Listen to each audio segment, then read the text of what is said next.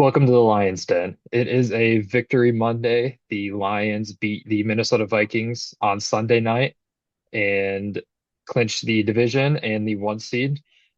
So let's talk about it because we are recording this early and posting this early because both of us couldn't wait to talk about this. Um, there's one place to start, and it's the defense. This Yep. just a statement game from the defense. This was a defense that felt disrespected. I'm not saying that it's unjustified that they were doubted because of all the injuries and everything, and they haven't been performing necessarily great, but they allowed 9 points, three field hmm goals to one of the best offenses in the NFL to the Vikings. Do you have anything to add about just the general performance? I mean, you had to be surprised, everyone was. I mean, the Vikings haven't scored less than 10 points since week 14 of last season. I mean, when you have Justin Jefferson on your team, you're pretty much guaranteed to score a touchdown a game. But I mean, I know we're going to get to these guys later, but this secondary really stepped up, especially when one of theirs went down in Terrion Arnold. So Mhm. I couldn't be any prouder of this defense. It had no clue this was going to happen. Like in a billion years, I wouldn't guess this. So, Yeah, me neither. um, Aaron Glenn schemed a perfect game. We'll talk about that yeah, specifically yeah, later, but Aaron Glenn deserves all the flowers for this. yeah. You ready to get on to the individual performances? Oh yeah, oh yeah. All right.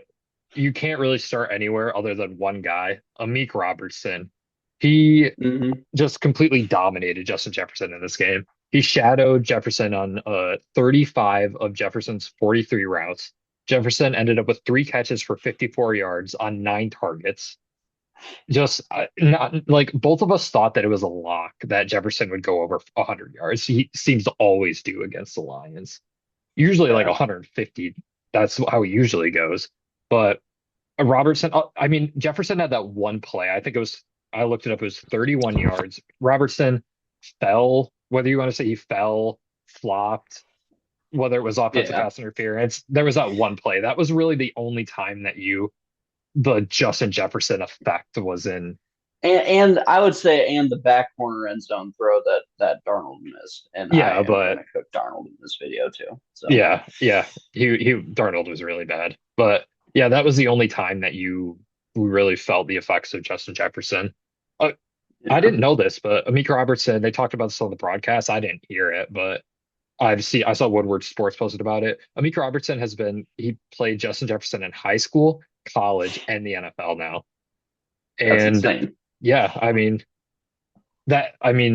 was that in the back of Brad Holmes' minds when he signed him? Maybe, but like, and I I'm floored by this performance. I cannot believe yeah. that how good he was. He had a dropped interception too in the end zone. hmm Uh, yeah. Another conversation is this is his third game at outside corner with Carlton going down, and his third like jaw-dropping performance at slot hmm corner. He was a replacement level slot corner in my opinion. Like he was fine. Nothing, Yeah, what you paid him. Makes a couple $1 million a year. But I mean, if they don't bring Carlton back, I think you slot him at an outside corner because he for has been sure. unbelievable. And like I said, he locked down. It's Justin Jefferson. I understand that 54 yards isn't exactly like nothing, but for Justin Jefferson in this game, 54 yards is locking him down, Yeah, especially when for no one else sure. replicated his production in the, Especially for three receptions. I mean, he yeah, only had three receptions. yeah, on I nine mean, targets too. yeah, and he eats too. I mean, he eats on. I mean, he gets a lot of screens like every game. He probably gets maybe two, three, four screens a game. So Mhm. the fact that they held him under five receptions is a miracle, and it's a miracle in part due to Amik Robinson. Yeah. Also, the quote of the game, the quote of the year, maybe the best quote I've ever heard in the NFL. What was it? They tried to bury me, but you can't bury what comes from effing dirt. That's a Yeah, bar. That is a that's bar. That, like I told you, that's Geno Smith. They wrote me off, but I ain't right back level quote right there. yeah. Yeah, I mean, I think I heard someone said like they should use that in Eminem's next song. yeah, yeah. Amik Robertson, he's going to be around for another year. He signed a 2-year contract, and he's in this game alone, he lived up to that contract that you gave him because just an awesome performance. Looking around at the Mhm. secondary, the other corner, Terry Arnold, who you mentioned went down. But it looks like he's going to be fine. He said he's going to play, but it looked bad. Yeah. I mean, he was He, dancing on TikTok, so I think that yeah, he should be yep. good. He said he should be back. Um, Yeah. He had a 74.1 PFF grade. He was targeted 4 times and gave up 0 catches and had a pass breakup. According to PFF, this was his best game of the season, and I'm not surprised. That one play in the end zone where or it was it was fourth down and Darnold It was extended the on play at and yeah. Addison ran that slant route and he came back around. Terrian was all over him. Perfect. Yeah. Perfect. Jordan, He was Jordan white on Addison, rice. Jordan Addison had 1 catch for 0 yards in this game. So and if Amik is shadowing Jefferson, then that means Terrion's going to be on Addison. So Yeah. yeah, Terrion was awesome in this game. Thank God he's okay. Even Kindle Vildor had that PBU that was almost a punch out. Yeah. This was just kind of an anomaly of a game for me. Like it seemed Yeah, like everybody was doing well. I mean, everyone was eating on the defense. So I don't think I've seen a game like that this year yet. So I'm glad. uh, I'm really glad. if the defense plays at this level, the Lions are going to win the Super Bowl. Now, I don't think it's likely that the rest of their games are going to be like this. They're going to give up a Yeah. touchdown. But if they play at this level, the Lions will win the Super Bowl. And Oh, no doubt yeah, about it. yeah, this was their best defensive performance of the season. And Yeah. yeah, moving on to the linebacker, the second level of the defense, Alex Anzalone made his return. And man, Huge impact. like we talked about how Alex Anzalone was the key to this game, about him ret playing or not playing could have decided the game. I know I didn't expect him to even have that much of an impact. The defense just completely changed. You saw in San Yeah. Francisco, Kyle Shanahan and Brock Purdy run that misdirection and put Ezekiel Turner and Ben Neiman and Jalen Reeves-Maybin in a blender and just get 15, 20-yard chunk gains. It Yeah. wasn't a thing for Alex Anzalone. Didn't let that happen. He was all over the field. Let me pull up some stats. He had 7 tackles, a pass breakup, a QB hit, and most importantly, TJ Hawkinson was targeted 8 times and ended up with 2 catches for 9 yards. He just completely shot Hawkinson out of this game. He wasn't even a factor. I can't believe this defense in this game. I mean, Anzalone, I think he just proved that he was the dude that we needed to just shore up that second level. I mean, especially against pass coverage. I mean, honestly, Hawkinson didn't look like himself yesterday. And I No, think that's just in part to do just because Alex Anzalone's a dog, dude. yeah, Yeah. I mean, I like he said before, I mean, everybody can say they're a dog until they have to do some dog stuff, and yeah, he proved that yesterday. yeah. I never want to hear a debate that linebackers don't matter ever again because Yeah, that performance just completely screw every disproved that. member of the national media. That Jack Campbell was a great pick, Yeah, first yeah, round. for I don't sure. give a crap. That's what we're given. That's where we're going next. Hall Jack of Campbell, Famer. 6 tackles. Well, I wouldn't go that far, but Pro Bowler should be a Pro Bowler. 6 tackles, He's one going to be a QB Hall of hit, Famer. You know it. a team leading 84.8 PFF grade. He was awesome in this game. Like I said, linebackers matter. He obviously benefited greatly from not having to make up for whatever linebacker was opposite of him. That an inferior talented linebacker. No offense to any of the backup linebackers, but they're not as good as Alex Anzalone. And yeah, Yeah. if you saw this, he didn't have to worry about, flying all over the field and making up for, like I said, their mistakes. And he was great in this game too. Yeah, linebackers were awesome. It's a big reason why this defense basically gave up nothing. And I think it's part to also to do just with the pressure that they caused. I mean, we're going to get into this later, like with some of the guys up front, but I mean, I saw Jack Campbell get a few pressures yesterday, and that was awesome to see. But I think that's Mm. mostly because he has Alexander Looney to cover the guy in the back. I mean, I think Jack Campbell is just one of those pursuing linebackers who can get tackles behind the line. But with Anzalone, he's a great pass coverage guy. So if we can keep these guys healthy, Lord willing, I think this team can definitely be they can be Super Bowl champions for sure. Yeah. Maybe the most surprising thing of the game was the pressure that the defense generated. I don't know if there was, I don't know if I can remember a game where the Lions, like in Dan Campbell's tenure, maybe ever that I can remember, where the Lions could generate pressure on every single drop back. It was every single one. They were getting pressure. And it was something that, I mean, they were almost getting no pressure previously in these last few Yeah. games after Lee McNeil's departure due to injury. Like I said, it was amazing. They were penetrating and they were, yeah, like I said, it was just a jaw-dropping performance from a defensive line with mostly rotational players. Yeah, I don't even think they drew this much pressure against Baker Mayfield when Hutchinson had 4 sacks. Yeah, I mean, yeah. Well, it was one like guy. That an was the all thing. around great game. With Hutchinson, it was one guy. With Yeah. this, it was just everyone, every time, just the pocket was collapsing, not from one side, not one player. It was just collapsing on Sam Darnold every single time. Hmm. Uh, I mean, Zadarius Smith had a sack, a huge sack for a loss of was probably like over 15 yards. Two QB hits and a pass breakup. Honestly, a dropped interception. Levi Onwuzurike, he had can't remember what his PFF grade, but it was in the low 80s. He had 9 pressures, which is insane, especially for an interior defensive line. You rarely see Yeah. that from interior 9 pressures, rushers. dude. 9 pressures. Al Qadim Muhammad had a huge sack on third down. Josh Pascal had 2 QB hits.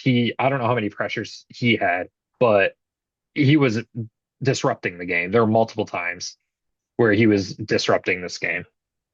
Yeah. And like it was just awesome to see too that Hutchinson like on the sideline was like, you got this guy. He was like coaching him up on the bench, and he's incorporated in this team now. I told you when we were watching it, like I'm just glad to see him on the Yeah. sidelines right now, just on the field, and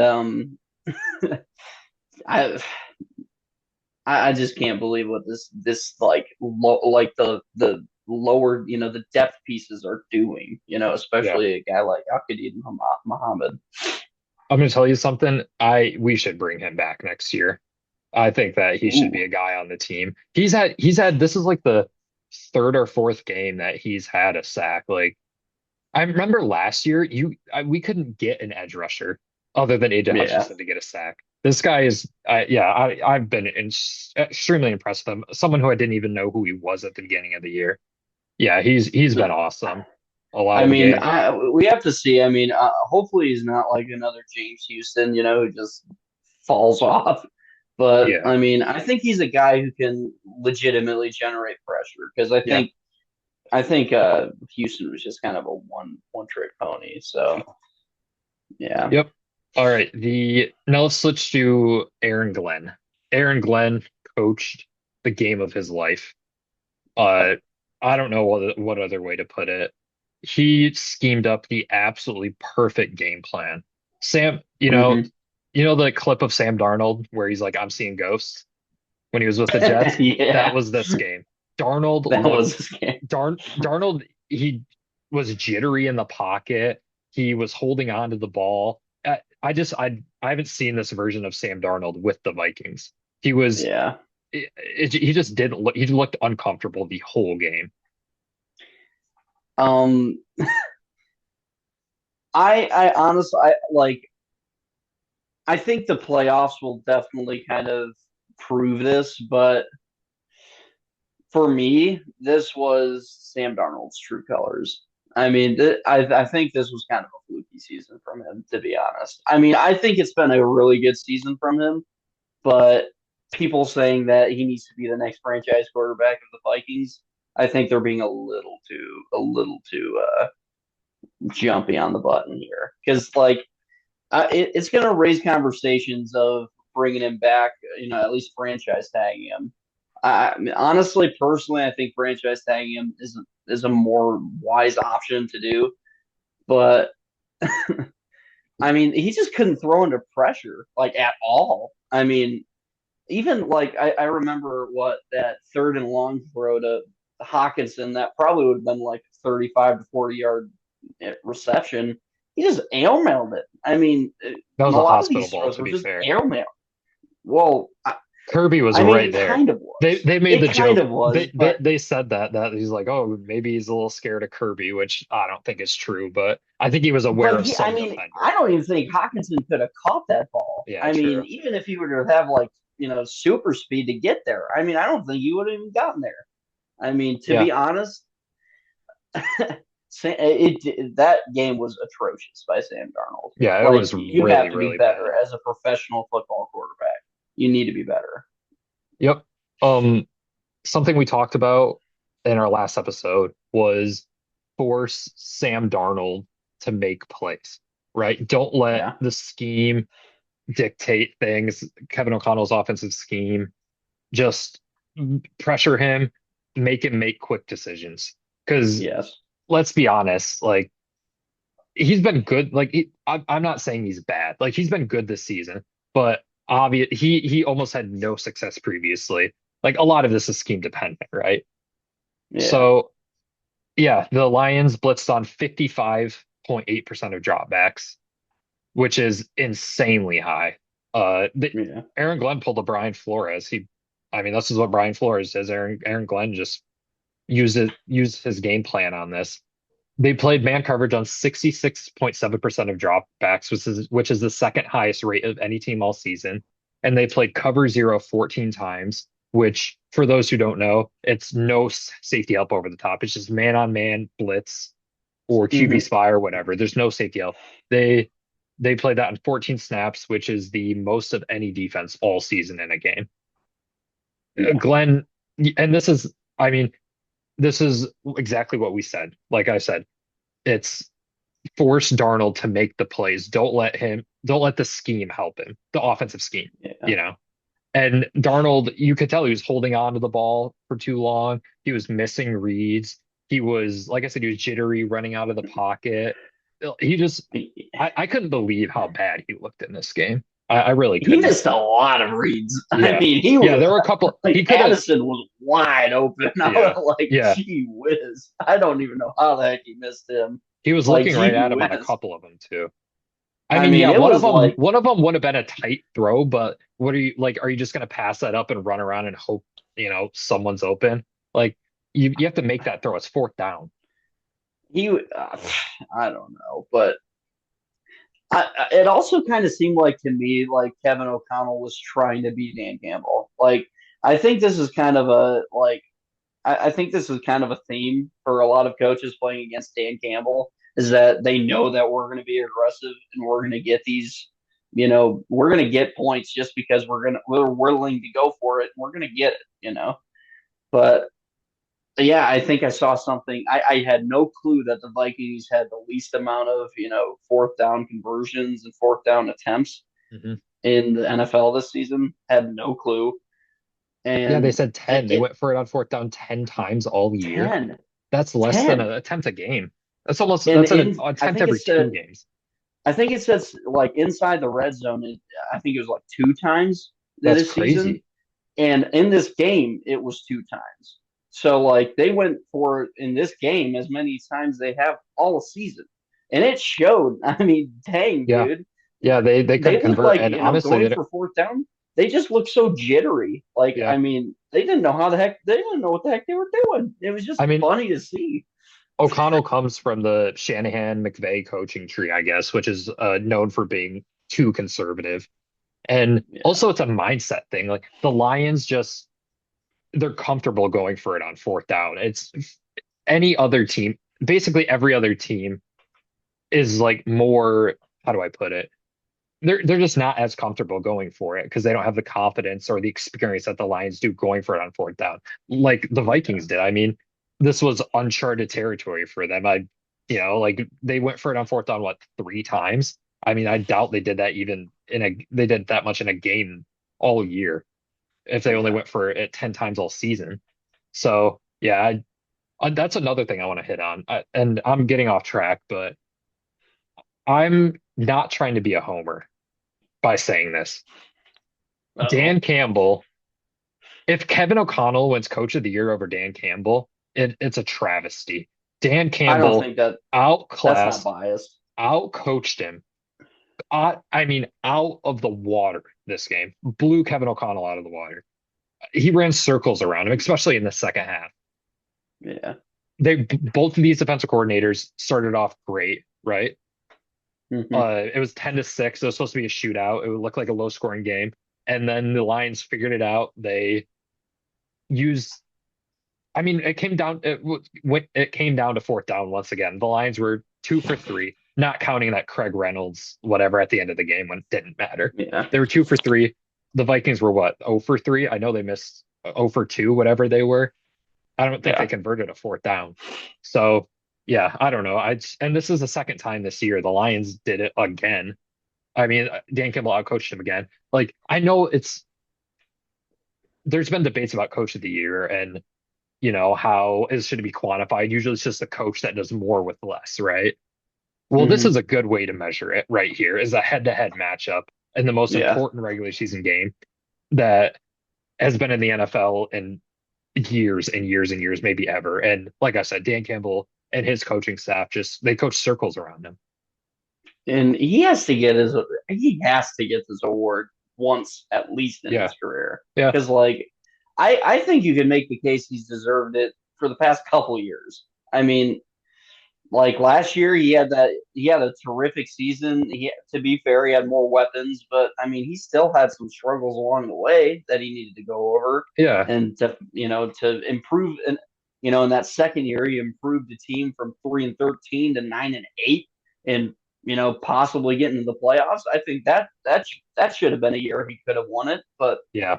this has to be the year. Yeah. It has to I, be the year. I'm not sure what the odds are, but yeah, like I said, I think the problem with Dan Campbell not winning it is because he kind of changed the team halfway through the second year. So they were 9-8. They went from 1-6 to 9-8, but they weren't good enough to make the playoffs. And usually you don't win coach of the year if you don't make the playoffs. So it's because that transition happened in the middle of the year in 2022. But regardless, yeah, that was a tangent. But yeah, Dan Campbell, the coaching staff in all levels, outcoached the Vikings in this one. Yeah, Yeah. it was beautiful. It was fun. That I mean, the first half was stressful, and then to get in the fourth quarter, you just felt more and more comfortable. Another thing I want to touch on is the red zone defense. The Vikings had 4 trips to the red zone. They ran 14 plays, and according to a success rate stat, which I'm not exactly sure how it measures, it must be different on the red zone. The Vikings had one successful play, which is which makes them have the lowest success rate in the red zone this season out of any team at 7.14% for a team that had minimum 7 or 10 plays in the red zone. So, yeah, I mean, we talked about this for a while. Situational football, the Lions Yep. dominate in this, the little things. And this is what another thing when you say that Dan Campbell is just a rah-rah coach. I'm not saying that you specifically, but I feel like a lot of people just say it because they see the Yeah. post-game speeches. This and a culture, this is what happens with the culture is when you coach guys on the details, this is what happens. Those players know that these snaps are the most important. And if you get a fourth down stop in the red zone, all the yards that you just let up down the field are erased and it doesn't matter and it didn't cost anything off the scoreboard, right? Yeah. And to be fair, the defense got put in a couple tough situations. I mean, three, to be honest, two interceptions, put them on the Viking side of the field. And then that turnover on downs was at like the Lions 40 or the Vikings 40, I mean. So once again, the defense just I could not be more impressed. You couldn't ask for anything better in this game. No one expected this. And you heard these Lions players, Alex Anzalone, Terry and Arnold, say, this defense is disrespected. And you take that with a grain of salt because you're like, yeah, but they've been bad. I know it's all the injuries, but what are they supposed to say? That's how I took it. I'm like, okay, sure. Like Yeah, if the Vikings hold them to what, like, or if the Lions hold the Vikings to what, like 21 points, that's a good performance. But no touchdowns is unreal. it is unreal. I mean, like we knew in our predictions going into this game that this was going to be a shootout, but our defense had different plans, and I'm glad they did because honestly, I don't know if my heart could take another 38 to 35 games. So Yeah. I'm glad they saved me that heartache. Yes. Yeah. The Lions got there. The Lions heard the shootout part. Apparently the Vikings didn't. Crazy. Yeah, All right. Let's move on to the offense, unless you have anything to add more about the defense. I feel like we've covered about everything. yeah, we can go on to the offense. All right. So the offense, it was a slow start in the first half. Goff wasn't necessarily bad. He had that interception on the tip pass. Uh, it's kind of a fluky play. I'm not really blaming him for that. It was kind of Yeah, like one of the ones in the Texans. It's whatever. It's not really a bad read or anything. Yeah, yeah, they scored. I mean, Jahmyr Gibbs had a touchdown in the first half, but not much was going. They turned it over on downs, kicked a field goal, and then in the second half, the Lions got the ball after that fourth down conversion. Goff fired the ball 50 yards down the field on first down from the end zone and got picked off. And after that point, the offense was money. They were absolutely money. Jer okay, don't let anyone tell you that Jared Goff had a bad game because he was he didn't. 14 for he was it wasn't I wasn't as good of a game as he's been having because he set a high bar, but he was 14 for 15 after that second interception. And PFF agreed too. He had a 79.8 PFF grade on the game, which is Yeah, really, really good. I mean, to me, Jared Goff's game was just. I think it's a testament to how mentally tough he is. Yeah. Honestly, like, It was a Texans game. It wasn't as bad as the Texans game, but it was that yeah, same first half to second half. absolutely. I mean, the dude has no memory anymore. I Mhm. mean, like he just straight up has no memory. He's just going on to the next throw without any care in the world of, of the last play. And honestly, for me, Jared Goff should be in the contention of best starting quarterback in the NFC right now. Honestly, like He after is. this game, he should be undoubtedly the best Yeah. He was quarterback the in the best NFC. quarterback. He was the best quarterback in the NFC this season. I And I I don't don't know think if it was anybody should be particularly like, close I either. don't know. I think he was. I mean, Jaden Daniels, like, maybe. Jaden Daniels is like the only guy that I mean, Sam Darnold, like because of stats, but I mean we all saw what yeah. happened. But and I was the guy that was last podcast, I was like, hey, Sam Darnold, yeah, after this game, I mean, about as You ate your bad. words. Yeah, I really did. I really did. It Yes. was bad. You had him for Also, breakfast. yes. Also, a difference between, I think that, I don't know if we mentioned this, but we probably should have if we didn't. The experience between Sam Darnold and Jared Goff, although they're both seasoned veterans. Jared Goff has played in, I mean, how many playoff games? Got to be Yeah. close to double digits, if not there already. Two NFC championships and a Super Bowl. This game was probably, I mean, including all the playoff games, it was maybe not even a top 10 most important game considering it wasn't do or die, right? Yeah. Of his career. Sam Darnold, this This, was the biggest game of his career by far. yeah. He's never been in this situation before.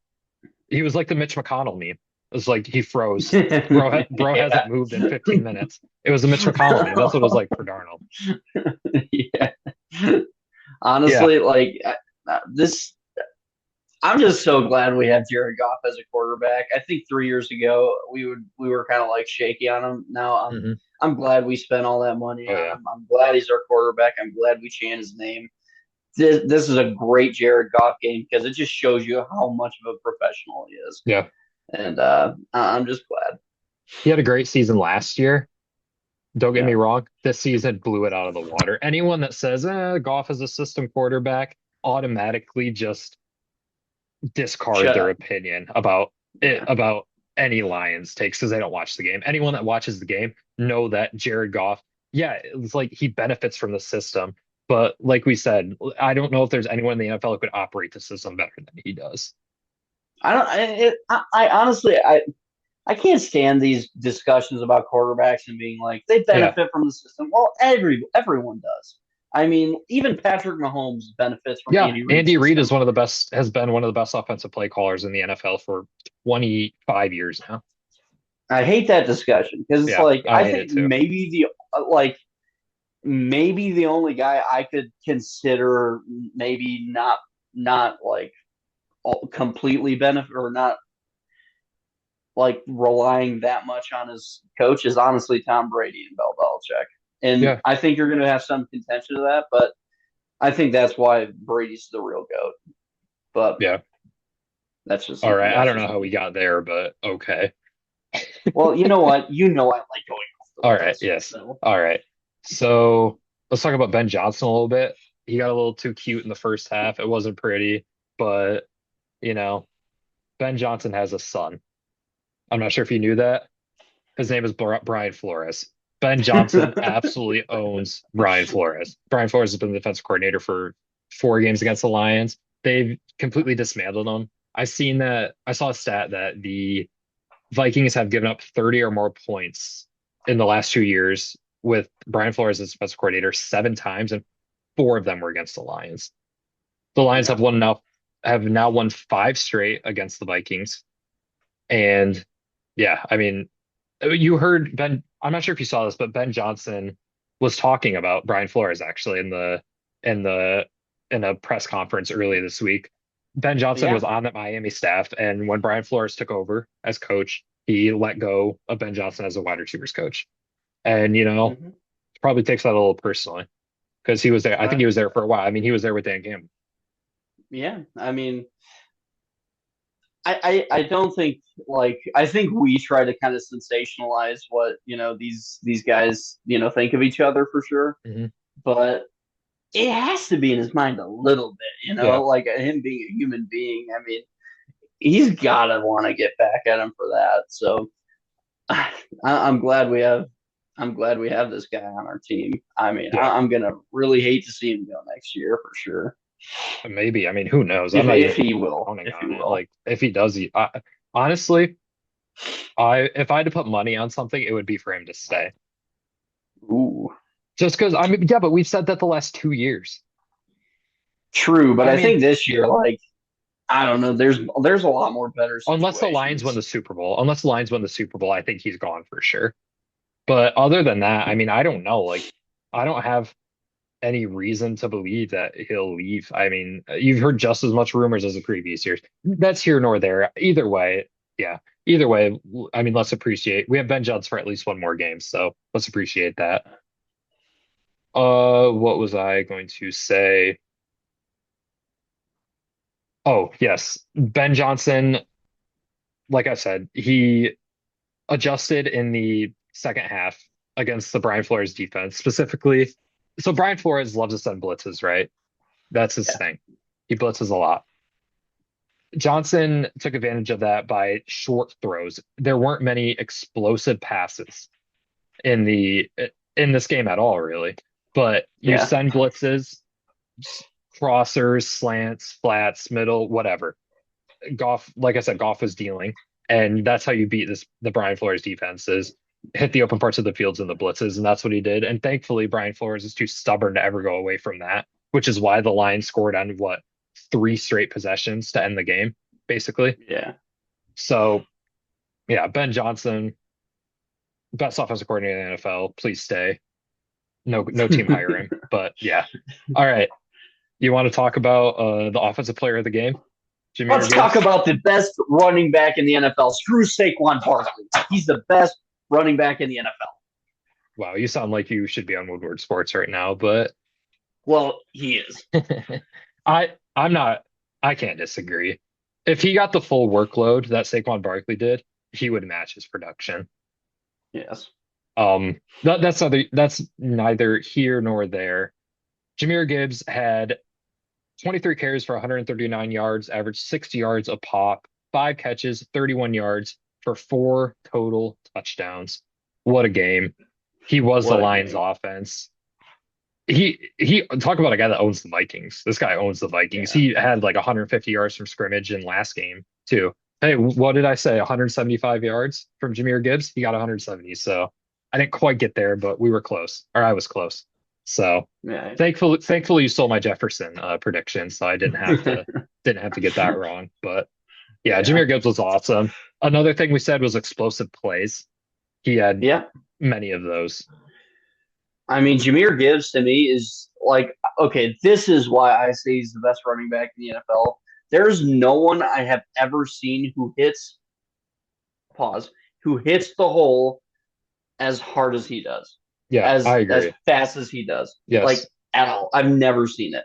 I mean, we've seen that stat like earlier in the year that says, I think he leads the league by 2 miles an hour. Like I think like what 14 miles an hour, 12 miles an hour hits the hole. Yeah.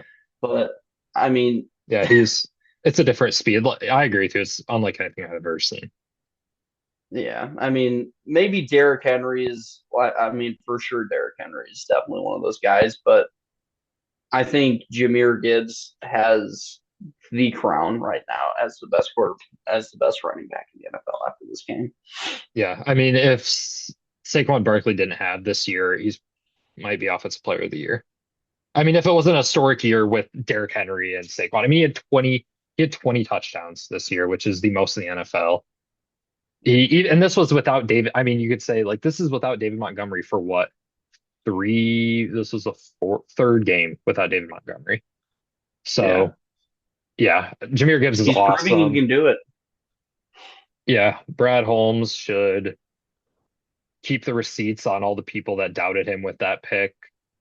If he would got, I Yep. mean, yeah, yeah. I mean, once again, that's neither here nor there, but Jahmyr Gibbs is awesome. And another thing with him that I'd like to bring up is that he's so much more than a change of pace back. Like I think a lot of people, because he's so quick, think of him as, like Devon Achane. Like Devon Achane's Yeah. really good. That might be a too good of an example, but DeAndre Swift, like a DeAndre Swift type back. Jahmyr Yeah. Gibbs, he can do the real, quote unquote, real running back stuff, like Yeah. as good as anyone in the NFL. His Like the vision is dirty work. unmatched. His vision is unmatched. He, like you said, he finds the hole, and that run. I think it was the second run of the game where it was like a 15-yard run. He hit the corner, or he was Yeah. in between the guard and the tackle and ran outside. That was the same exact run that they did against the Bucks when he stiff armed Antoine Winfield. Like it just runs Hmm. like that. Like he's just a complete running back and happens to also maybe be the fastest running back in the NFL as well, For and one of the sure. fastest players in the NFL. Period. Jahmyr Gibbs is Yeah. awesome. I saw that he already this year he surpassed Alvin Kamara's total for single season yards from scrimmage. Really? And I didn't this know was a that. I guy didn't that see he was compared to, where it's like, oh, his high end comp is Alvin Kamara, right? that. And we're like, oh, if he's Alvin Kamara, he's better than Alvin Kamara ever was, Yeah. and especially as a pure runner. As a pure running Yes. back, you can't say enough good things about this guy. He's amazing. Uh, I mean, I don't think this is insane, but like we're getting on. I don't want to say this, Barry? but well, I'm saying that we're getting to that Barry Sanders, Calvin Johnson level of like pure playmaker dominance, explosive plays, Yes. one that we haven't seen since Calvin Johnson. Don't get me wrong. Don't get me wrong. Amon-Ra St. Brown is awesome, but Jahmyr Gibbs brings a element to this offense that you haven't seen since Calvin Johnson. Where anytime he touches the ball or anytime he's targeted, that thing can go to the house. I would say Amon Ra is that player. I would say he proved it last year. I just think the target share has kind of been taken up by Jame a little bit more this Yeah, year. But to me, I think Gibbs is definitely in Lions history. he is the closest thing to Barry Yeah, Sanders I mean, that I think you could say he's worked. probably better than Billy Sims, who's second best running back in Lions history. I mean, and it's already his second. It's only his second Yeah, I season. know. That's And we're what's talking nuts. about this. I don't even think it's absurd. Like, obviously, he's not Barry Sanders. Barry Sanders is, well, an easy top three running back of all time, if not the Yeah, greatest. But like I said, Jahmyr Gibbs just, it's special. It's really special. And I've never seen a running back like him in my life. I know. Uh, and like, he's only like 23. I mean, he was a junior, a 3 year, like he's young. God forbid, barring any injuries, but yeah, he's special, special. I can't believe the Falcons screwed up that badly. Bijan. That's I mean, well, okay, I'll give Bijan is really good. Bijan is sick. I'll give him that. But you know what? The next Barry Sanders is not named Bijan Robinson. Yeah, So yeah. that's all I got to say. Dang, now I'm excited for the future because with him, because well, yeah, like I said, not enough good things to say about Jahmyr Gibbs. He's Well, on think his way. about I think, this and if you and give it like, I think at some point we're going to be talking about him as the undisputed best running back in the NFL. for sure. Well, think about this. Barry Sanders made it to an NFC championship with what? I mean, Herman Moore and Lomas Brown with Eric Kramer. I mean, now we got Jared Goff, and now we have Amon-Ra St. Brown. We have all these sick weapons on this team. Like Barry made it to an NFC championship by himself. Gibbs doesn't have to do that. Yeah, Thank God. put some respect on So, Scott Mitchell's name, please. well, you know what? The dude was like 6'6", and that was probably as many freaking, I don't know, that's as many touchdowns as he probably threw that year. Because you know Yeah, what? Scott Mitchell was kind of an overrated pick. yeah, yeah. All right, enough talk about Scott Mitchell. Jameson Williams. He only had what 36 yards in this game, but he surpassed 1,000 receiving yards on the season. This is the third time that we talked about him in this capacity like this. Can you believe it? First of all, No, I mean, I can believe it. Like, but I can't. Prior to this year, I mean, I knew he was going to get more targets this season, and I can believe that he got to 1,000 yards, but I can't believe the way he did it. Like it was like 59 he's catches. He had 59 catches on the yeah, season. which is I mean I thought he was just going to be deep ball threat, but now he Mhm. has hands. He has legitimate hands. Like I've seen him getting like blown up. Like I mean, what like you said that one time on the podcast, he Yeah, got that like Texans. the Texans hit. Yeah. Two guys hmm coming at the You same don't time, have and to it's like say it, but okay. yeah. I mean, but he catches everything that comes his way, and I just hmm that's the part I can't He's a believe is complete that wide his receiver. hands. Yep. Yeah, He's not a deep threat. Like I thought he's not that only a deep threat. he's not only a deep threat. Like I didn't know it would be this complete. I didn't think it'd be this complete. Although I mean, Dan Campbell was saying all offseason, this is different, this is different. And he doesn't say that. Like the previous offseason, he was like, yeah, Jameson Williams, his hands, it's just not where you want it to be. Like he said that to the Yeah, media in the offseason. Like I mean, we all should have listened to him, but yeah, 1,000 yards. If he got to 800, I would have been ecstatic, but 1,000 is crazy. He deserves it after all the hate he got, and even from the Lions fan base, because I'm the doubt. Like I was a doubter. Like I wasn't a hater per se. Like I wasn't trashing on him, but I'm like, man, I mean, he has like 350 yards in his first 2 years, and like, a lot of that was because of yeah, outstanding circumstances, but or exterior circumstances, whatever, off the field. But yeah, yeah, I mean, if he can really dial it in and just not do any more stupid things that gets him a 1 game or 2 game or 4 game suspension, like he could be a wide receiver one in the NFL. And thankfully, the Lions have him under team control for another year and then team option. So you have him for yeah, 2 years without any negotiation if you want to. Yeah, yeah, awesome. I'm so happy for the guy. They were trying to get him 1,000 yards. He's at like 997. They did a couple wide receiver screens at the end of the game. It was cool to see. It's just awesome. This team is just so fun. That's Brad. understated. I want to see Brad Holmes' IQ test because I Yeah. legitimately think it'll be like a 210. I Hmm. mean, I think he's up there with Einstein, to be honest. I mean, Brad Holmes, what he's been able to do for these past few years is just quite honestly the most unbelievable managing of a team I have ever seen in sports history. This is unbelievable. Like he's hit on what maybe at like an average of 4 draft picks per draft class. Like that's insane. I remember going into the draft like years past, like with Matt Millen, hoping to hit on one guy, even the first rounder. Like, Yeah. oh my goodness, I hope Eric Ebron turns up, which he didn't. Hmm. But I mean, we have it good now, and I'm Yeah. glad. Yep. That 3 year run when they had a ton of draft picks from 2021 to 2023. I've seen a few accounts like national, like not Lions fans accounts, but just NFL accounts saying that like this is a generational run of picks. Yes. I mean, they hit on every single one. I mean, the worst pick in the like they had what? I mean, like they had a ton of picks, but probably like 12, 13 day 1 and 2 picks. The worst one I was looking at was it's okay, Broderick Martin, whatever. Like Hendon Hooker, that Yeah. was whatever. But like Levi Onwuzurike, right? Like Levi Yeah. Onwuzurike, we just talked about it, he had 9 pressures as a defensive tackle. I Brad Holmes is awesome. Build a statue. Christian Mahogany, I mean, Yeah. he could be Christian on this team Mahogany. for years.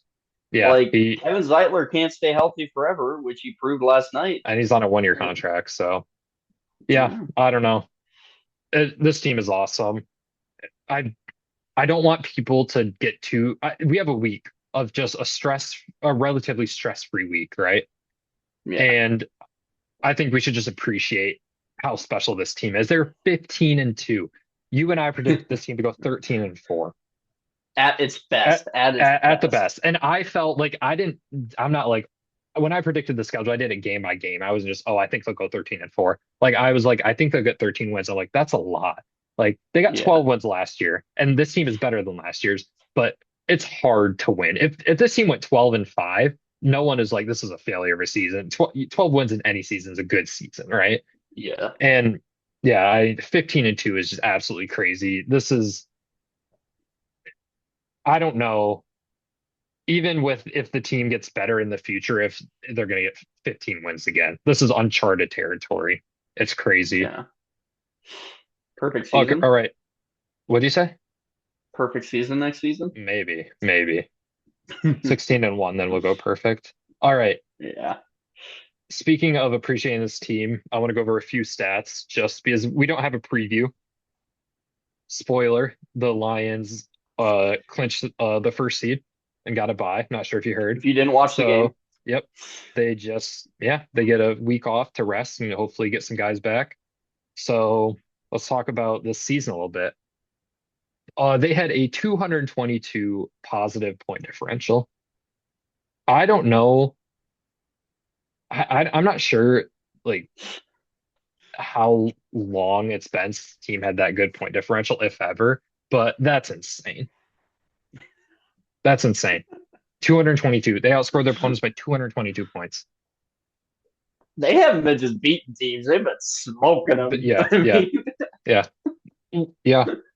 The only two I, games they lost were by 4 points and 6 points, and they had multiple 3 touchdown victories, I mean, including this one. you know how I feel about college football. I think the Hmm. Lions this year, they were like Alabama playing against Appalachian State. I Yeah, mean, for against like the Titans and who else? I forgot. But I Jaguars, mean, that's just yeah, the Cowboys, Jags. Yeah, even the Cowboys. Like, the Vikings. like yeah, it's that type of game. It's Yeah, funny because you never see this in the NFL. And like I'm finally glad that we can see an NFL team like beat someone who they're supposed to beat and beat the frick out of them. I'm glad they finally did that. So that's what a season, dude. yeah, yeah. Awesome, awesome. Like I said, they lost. Their only two losses were by 4 points and 6 points. Those games, although the Bucks game, they probably should have won. The Bills game, although the Bills were in control, that could have that could have been a Baltimore game from last year. They could have packed up the bus, and honestly, maybe they should have because they maybe would have had Carlton Davis and Aleem McNeil and David Montgomery. But regardless, you don't do that, and they clawed. It came down to an onside kick in the last 10 seconds. So Yeah. yeah, all right. Something that I didn't process until after the game until I saw it was the Lions swept the division 6-0. Do you know how hard that is? Especially this division. I mean, Yeah, in I mean this this is season. regarded as the greatest like division in a season ever. You heard Yeah. that a lot. I And we mean, you had swept to, them. yeah, swept them 6-0 in the division. Yeah.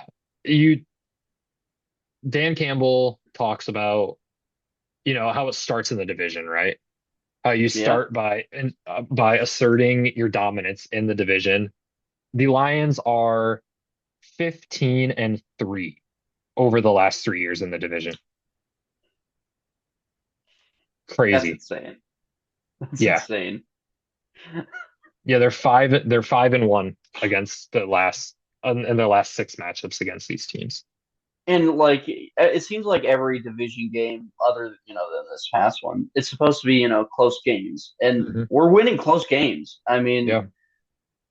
no matter whether they're, 2, 3 points or even 1 point apart, we're still winning them. And I think that's kind of what kind of sets your team in that juggernaut level. When you can Yeah. win these games consistently, in these low point differentials. Hmm. And I think that's kind of what I think that was the step that we seen that this team took this year from last year, for sure. Yeah. Yeah. Amazing. They were undefeated on the road. Just a historic season. Like I said, don't take this for granted because like I said, I mean, you can't expect a team to ever get to 15 wins, really, in a Yeah, season. and So, I say perfect season next year as a joke because yeah. I this is not Who knows at something this that you point though? see. I mean, who knows? Like Yeah, we've you been you never surprised. know, Yeah. but yeah. Yeah. All right. Moving on to the playoff matchups. So the three NFC matchups are the 2 seed Eagles versus 7 seed Packers. LOL Packers, you lost to the Bears. The 3 seed Buccaneers against the 6 seed Commanders, and the 4 seed Rams versus the 5 seed Vikings. I have to say, all of these teams are dangerous. There's not like an Eagles team like Yeah, last year where you're like, okay, you can beat this team. Or even the Bucks, like the Bucks weren't even that scary either last year. yeah. They were hot, but they weren't Yeah, scary. they weren't as good as the other teams were, so or Dallas. I mean, as we Yeah. found out. But yeah, so the Lions can either they'll play the lowest seed of the team that wins, or the teams that move on of the Packers, the Commanders, the Vikings, and the Rams. How would you rank these teams from let's see, how about we do from you'd least like, most like to play from least like to play out of those four teams? Okay. Um, I would probably take the commies first. Um, just because of Jane Daniels and that team's just overall inexperience with each other. I mean, Hmm. this is his first year under a head coach. It's going to be tough to win a game, a postseason game, especially on the road in Hmm. Detroit. Yeah. Like I mean, the Texans did it last year, but they didn't move it past the second round. So I think they're probably the team I would say I would most likely want to play.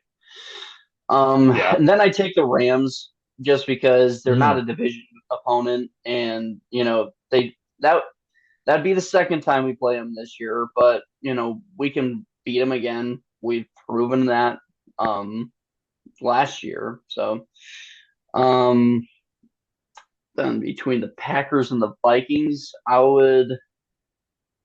Hmm, I would probably say I would take the Vikings. Um, we just beat them in our own turf. So I would say the Vikings because I think honestly, I get Brian Flores has a great defense, but I think our offense has proven that we can overtake their defense, and I think that's kind of the matchup in this game is whether our offense can overtake their defense by that much. I would say the Packers last because I know what that Packers team can do against us, and they did it to us in our own turf last year in Thanksgiving. Now, I'm not saying that's the same team as this year, but the Packers, I think, when they can be hot, they can be really, really, really hot, and they can knock you off. Hmm. To be fair, they just lost to the Bears. That was a very funny L, but I mean, look, I think they can. I'm not a Packers lover, but look, the Packers are the Packers, and I think they can beat us. I think they All right. can. I'm not saying they will, but I think they can. I don't. I I think have complete confidence that we can beat the Commies, the Rams, and the Vikings. really. 100%. I don't, Not the dude. not the Come Packers on, though. 100%. It's the NFL. 100%. I don't think they're like. I think that's the tough part is I think any of these teams beat the Lions. I think I any of them mean, could, but I think like 100% we can for sure. oh yeah, because 100% we can beat any team, but like you're not 100% sure that we're going to beat them.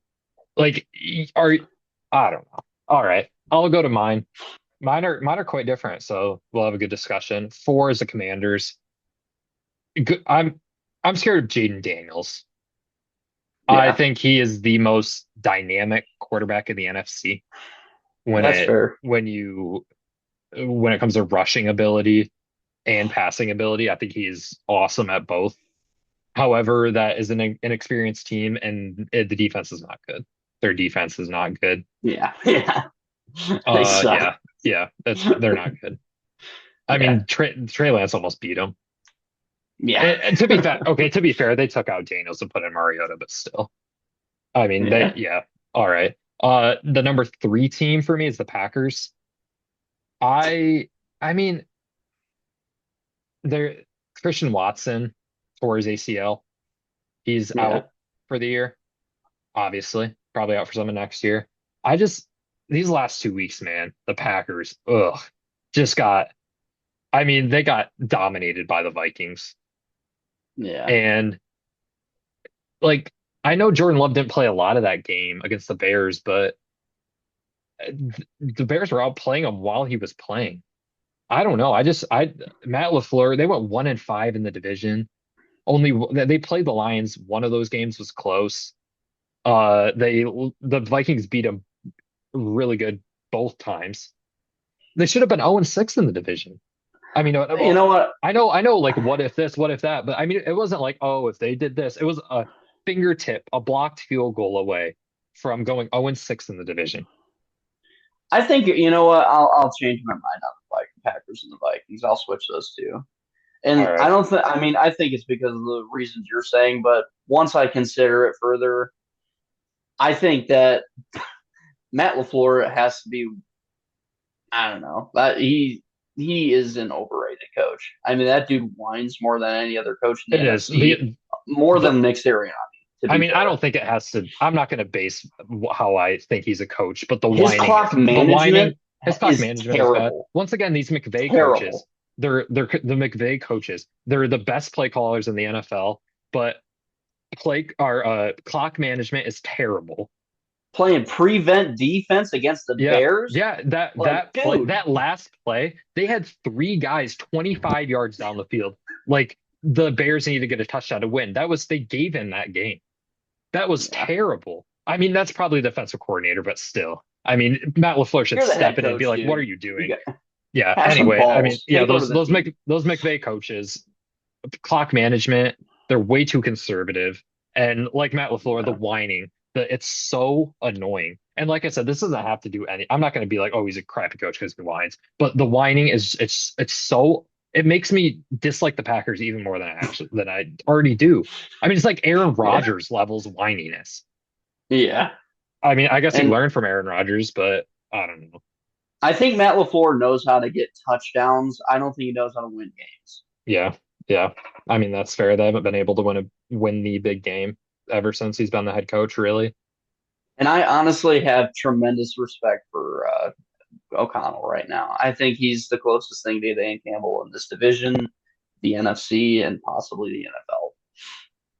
Yeah. All right. My number two is the Vikings.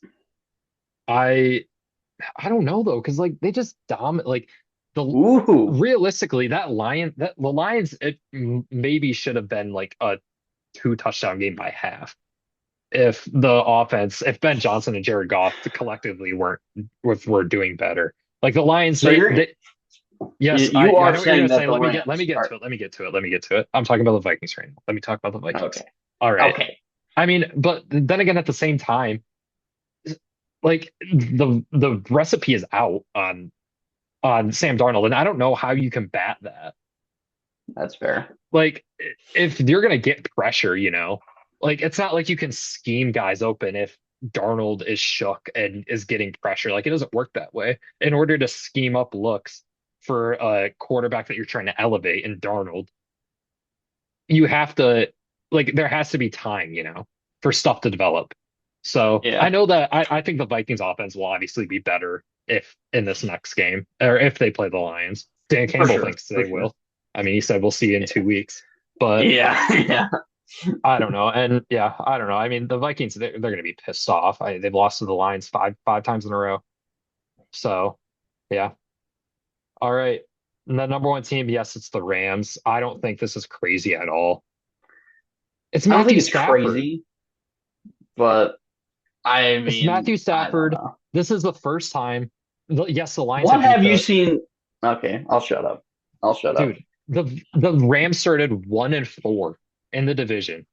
Or no, one Yeah. and four this season. 1-4. They got Cooper Kupp back. They got Puka Nacua back. They had the division clinched by week 17 after they started 1-4. This is the first time that we're gonna face the Rams with Puka Nacua and Cooper Kupp together because Puka got hurt in that first game. He barely What played. about He went last out in like year? the first quarter. Oh Cooper yeah, Kupp was Cup was hurt. Cooper in. Kupp didn't play. Yeah, It's yeah, Matthew that's true. Stafford. I mean, you can't do this stuff that you can do to potential, like Jordan Daniels, like the blitzes to try and shake Daniels up, to try and shake Darnold up. Stafford's too good for that. We know that. We watch him for 10 years. We know that he under the blitz, that's where he thrives. I I do think the Lions are better. I'd still take them over the Rams, but I'm hoping, praying that if the Rams don't win, then or if the Rams win, then like the Commanders win or the Packers win. Because I'd much rather play them. I don't I know they're like the Rams defense isn't good. And that's another thing, but their offense can keep up with any any team in the NFL. I mean, offense wise, like I think the three best offenses in the NFL are the Bills, the Lions, and the Rams. I think that's fair, but I dude, don't. the Rams defense is absolute dog water. Yes, and I think we could drop a 50 burger in three yes, I know, quarters but against them. Stafford can too. But honestly, like I don't know. I think Stafford can get a little reckless sometimes. We haven't. I mean, I think against the Lions, I don't think he's thrown a pick in a few years. Yeah, he But did. He threw one against in the end oh zone yeah, he to did Kirby in the Joseph. end zone. Yeah, in I week but one. sometimes I think he can be a little reckless with the football. He has such a strong Yeah, I arm. mean I that's mean, his I thing, can't but say like enough he good can things about sling the him. But ball. He can sling the ball. I mean, you get that with the guys like Josh Allen, Mahomes, Burrow. They sling the ball and they throw picks. I'm just saying, playoff matchup wise, Stafford's going to be pissed. He's played almost two perfect games and lost both of them against the Lions in Ford Field both times. I don't know. I just none of these. It's the quarterback discussion for me. I think Stafford is the quarterback that I for sure least want to face out of any in the NFC. here's the thing: Stafford's going to be ticked, but you know who's going to be even more ticked every single time he plays the I'm Rams? not okay. Listen, I'm not saying that. I'm saying the Lions were favored. I'm saying the Lions should be favored in this game, but it's saying Oh who I'd yeah, be most scared to play. I see the Rams if the Lions play these teams every 10 times, every one of these teams 10 times, the Rams win the most out of any of the other teams. That's what I'm nah, I saying. don't see that. I mean, they just beat the brakes off the Vikings. They beat the Yeah, brakes but off the Packers. you know that game's not that common. I Like know it's I not that common, but we saw Sam Darnold, what you do when you pressure him. I don't know. true, I don't but know. I don't believe in the I'm Packers more coaching. I don't believe in the Packer, not the coaching, but their performances. The Commanders are inexperienced. The Vikings, we just saw what happened. The Rams took us to overtime last year and took us down to basically the last play in the playoffs last year. for me. What scares me the most is that is the defense. I mean, look, at the end of the day, for me, the Vikings have the better defense than the Rams. The The Vikings Packers have have a we better put defense than the. yes, but the Lions have put up 30 plus points in four straight games I know, against but the if you're going to beat Vikings. the Lions, you're going to beat them because your offense is going to outscore them. All But right. Well, we saw what Sam Darnold did. I mean, prime time Sam Darnold, 166 yards. Like, I don't know. Whatever.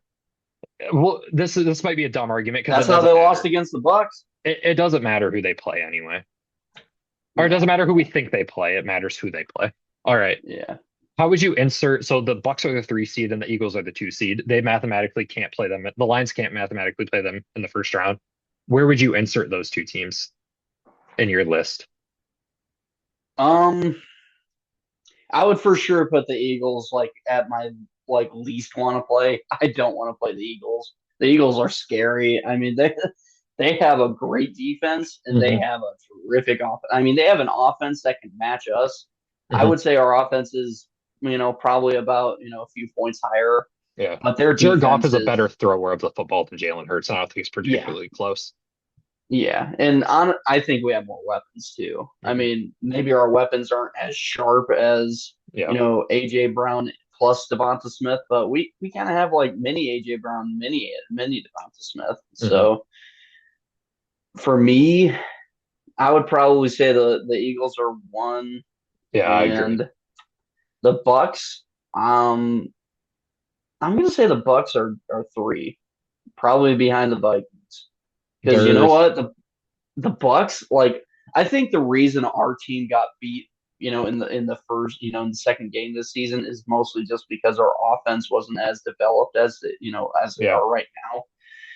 But dang, dude, Baker Mayfield, when he is on, he is on. He's yeah. scary, dude. Baker can sling the So ball. yeah, and Mike Evans is Mike Evans. He still has mitts. So they don't have Chris Godwin, but they still have Jalen what McMillan's been doing good. McMillan's a great receiver. Bucky Irving I is, mean, you know how I feel about Bucky Irving. yeah, you're a It's got me feeling Bucky Irving nicey. Blazer. Yeah, I love Bucky Yeah, Irving. yeah. So, but like for sure, I think that the Bucks have the defense definitely to beat the Lions, or that can beat the Lions. Yeah. We've seen that. So Yeah, I I would would say that go. yeah, that's three. I agree. Eagles 1 and Bucks 3 for me. The Bucks would be behind the Rams and in front of Yeah, the Vikings. The Eagles, they're the second best team in the NFC. Yeah, behind the Lions, and that I think there's a gap after that. And yeah, The Bucks scare me because they, in my opinion, have the best. Like, I think they're the defense I'd least fun to face in these playoffs. They have good. yeah, Levante David's a good linebacker. They have good linebackers. Jared Goff feasts over the middle of the field, and yeah, you saw that he threw a couple interceptions against the Bucks. Yeah, it wasn't the the Bucks defense got the best of Jared Goff last game, and the first game wasn't particularly high scoring either. I guess it was. It was like 20. What they scored like 27 points. Either way, yeah, yeah, the Bucks defense scares me, and when their offense can be spotty. Hence, they almost lost against the Saints, but when it's on, and Baker's slinging the ball. So yeah. Well, okay? Should we do like who do you think is gonna like you know who's gonna win these yeah. games? Hmm. Okay. So we got the Rams playing the Vikings and the Packers playing the Commies, right? No, no, no, the Eagles, Wait, no. Yeah, Packers they're versus playing the Eagles, Eagles. Okay. And then who are the the Commanders versus the Commanders playing? Bucks, Commanders versus the Bucks. So Packers versus Eagles. Who do you got? Okay. So Packers Eagles, I got to go with the Eagles. I mean, Yeah, I don't think this game is going to be particularly close. the Packers are not playing very well right now. I kind of forgot about that, but the Packers are just not playing very well right now, They're and not. They're going into Link in the playoffs against a great offense and probably an even better defense. So Mhm. yeah, I don't see them winning this game at all. No, I don't. I think the spread's like 3.5, and I was like, really? It's like a home field advantage, basically, just a home I'd field take advantage. over on that. Yeah, yeah. I don't know. I take the Eagles to cover. Yeah, I don't think this game is going to be very close, especially with the way the Packers have been playing. And Jordan Love hurt his thumb, or hurt like his thumb on his throwing hand, I believe. So, and he hasn't been playing great anyway. So either way, all right. Then I think the next game is the Commanders and the Buccaneers. Who do you think, Scott? Who do you have in this game? Interesting matchup, but I got to go with the Bucks just because they've been.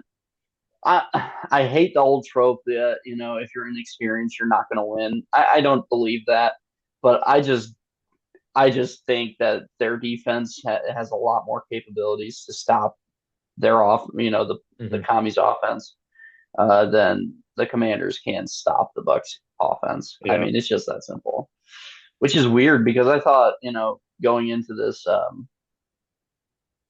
with the defensive head coach, I thought they were going to be a lot better on defense, even though they don't have the Yeah. star power It's they just it's a do. But talent issue. They just don't have the yeah, personnel. I mean, they had to cut Emmanuel Forbes, their first round pick, and yeah. And they got Lattimore, but oh, that's another thing. We're gonna get Lattimore versus Evans in the playoffs. Let's go. Hopefully we get some punches thrown. That would gets be a fun little to watch. chippy. Yeah. Uh I'm gonna go with the Commanders. Ooh, The Bucks, I mean Spencer Rattler almost beat them. I that's don't know. that's true. Like that That is was a true. way closer of a game than it needed to be. And I don't know. I just think I don't necessarily trust either of these teams. I think I'm higher on the Bucks matching up against the Lions than I am as them as a team in general, if that makes sense. Hmm. Like I think they're just a Like you don't bad I think think they're they're a bad matchup for the Lions. But against other yeah. teams, like I don't think they're as good. Like I think they're about on the same level as the Commanders, talent wise. I think Or that's like, fair. yeah. Or they're closer to like the Vikings or the Like wild you card think the teams. Raven, like you think the Ravens could really Yes. beat the The Lions Ravens are the badly, Rave but they can't beat the. But they, yes. you don't know about the Steelers, but you know Yeah. that the Lions can Yes. beat the Yes, that's what Steelers. I'm saying. Yeah. Yeah. Um, yeah, I'm gonna go with Commanders on this one. Yeah, I just Jane Daniels is awesome and they struggled to score points. But the Saints have a good defense, I guess. Either way, I don't know. I think I'm gonna go with Commanders. All right, Okay. Vikings, Rams. This is a Monday night game. Kevin O'Connell against his uh Sean McVay, I guess Sean McVay versus protege and Kevin O'Connell. He's the offensive coordinator. They played once already this season, and the Vikings lost. It was a Thursday night game. The infamous face mask game, if you remember that. This is gonna be a great game, I think. Yeah, who do you got? I got the Rams winning this one. I mean, coming off of a loss is going to be tough for the Vikings. I'm not saying that they can't shake it off, but Hmm. you know, I think that with McVay being McVay, he's going to learn the weaknesses of this defense that was Yep. just displayed by the Lions, and I Hmm. think they're going to exploit that a lot easier than You people saw it probably. in the first game. Yeah, I mean, and plus, I think that the Rams defense, while not being the best, I think it can be a type of game where the Rams offense can just take control and just run Hmm. with the game instead of being behind. So I would probably say the Rams in this one. Yeah. I'm gonna go with the Rams too. The the Rams have had good pass rushers. Yeah. They're Jared Verse, Braden Fisk, Byron Young, and Kobe Turner. They have one of the best front fours in the NFL. I mean, pass rush wise. All four of their defensive linemen can get to the passer, and we just saw how that went down. I also think that uh the Vikings defense. against Stafford is a bad matchup, as we saw in the first game. And That yeah, I mean, Stafford is a maniac. Like, I mean, he's like a maniac quarterback, right? He's gonna yeah, play like he's getting blitzed anyway. He plays like that anyway, sidearm slinging all over the field. Like, I don't yeah, know if the blitz is really gonna affect him. You know, he was behind that awful Detroit offensive line for years and took a bunch yeah. of hits. And this Rams offensive line isn't good either. But I don't know. I feel pretty comfortable about the Rams winning this game. I feel Yeah. pretty comfortable about both of these, about the Rams winning and the Eagles winning. The toss up is the Commanders, Bucks. Yeah, I would So say. I for me, mean, for I me, just realized that I picked all of the division winners, but hmm I I mean, mean, it's not ridiculous. if anyone's gonna upset, I would say it's the Commanders Yeah, for sure. yeah. So that means the Lions will play the Commanders. We both think they're, or you actually no, you think they're going to That play would the be a sick Rams, game. I'll and we play the that would Rams. be the best matchup. Or like we That said, would we be a both thought that was the sick best game. matchup. I think, Yeah. yeah, I don't think the Commanders have the defensive personnel to stop the Lions at all. No, I think if the okay. Lions can hold up on any like facet on defense, they would win that game. If they just while I force on a punt like two times. while I am kind of dogging the Commanders for, being awful on defense, I Mhm. truly do think that'll be a sick matchup. Like, I think No, that it would be a would. cool game to watch. I And mean, Jane Daniels is the most dangerous runner in the NFC, and the Lions are notoriously bad against running quarterbacks. yeah, I think that'll be a pretty cool game to see. So I hope we can play the Commanders. I don't have that much faith that we're going Yeah, to play them. yeah, yeah. So, But and then you have them against the Rams. You are more comfortable with that matchup than me. That's a scary matchup for me. So, I just think I think we've established that we can beat the heck out of them. yeah, like I said, I'm favored. Like I think we both think that they're favored against any team they're going to play, or that they're more likely to win than not.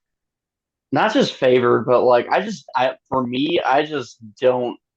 I'm not scared by them anymore. I used to be scared by the narratives, but I just am not By what, anymore. the Rams? That's just me. The But yeah, Rams? for the Rams, I'm not yeah, scared of the narratives. I just like another thing is I just want to avoid this game just because of the narratives. Like I'm yeah. not scared of them. I don't want to do it for the third You don't time. want another Goff Stafford rematch. You No, don't want no. that. I'm sick of it. That's why I'd love to play it honestly. Like not only because I mean I honestly think the Commanders might be the best matchup for the Lions because that's the one without any narratives to it. So the other two are divisional Yeah, opponents, and then Stafford versus Goff, McVay versus you know McVay it's versus kind of like Goff, us against Stafford the versus Bucks last Lions. year. Yeah, the Bucks Like, would have narrative. I mean, that's not personal though. It's not personal. Like I guess like the other three would be, but well, that's what I mean. Like, there wasn't that much narrative going into it. I mean, there was kind of with the whole, Baker and Goff shared some similarities, I think, yeah, and some other things, but like it was pretty much kind of like I know, it's like I'm not going into this game like, yeah, I was pretty much even keeled. yep. Um, All right. You got anything else that you want to add or talk about, or start wrap it I up? think this is going to be a fun weekend of It football to is. watch. So Hopefully, yep. Hopefully they rest up. Maybe get yes, Montgomery, Carlton Davis back. Maybe I haven't heard about that, but I don't know.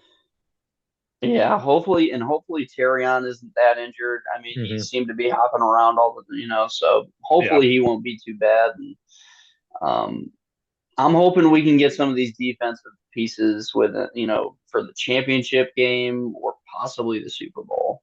Yep. Derek Barnes and Aiden Hutchinson, John Kaminsky have all kind of been rumored to be back for the Super Bowl if Kaminsky, you get there. I don't know. really? That was at the beginning of the season, but I don't know. I'm not sure. I mean, that No. wouldn't be that huge of a deal, to be honest. Barnes and Hutchinson It'd are just way be cool to bigger see impact. him on the field again. Yeah. Like I Yep. like John Kaminsky. Yeah. All right. Your Detroit Lions are back-to-back division winners. Got the shirt. Mm-hmm. Cherish it while you can, because us Lions fans are not too familiar with this success. Although it's Yeah. starting to become more of a norm. Like they won that game, and I'm like, I was excited, but I'm like, this for the first time, I'm like, they did what they needed to do. That's the first time. It's like for the first time, they weren't playing with house money. It felt like in one of these huge games. So, Yeah. yep.